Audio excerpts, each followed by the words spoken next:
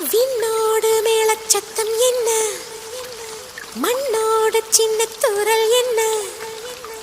எங்கேதான் சென்றாயோ இப்போது வந்தாயோ, சொல்லாமல் வந்தது போல் இல்லாமல் போவாயோ, தப்பாமல் மீண்டும் சந்திப்பாயோ, நீ வரும்போ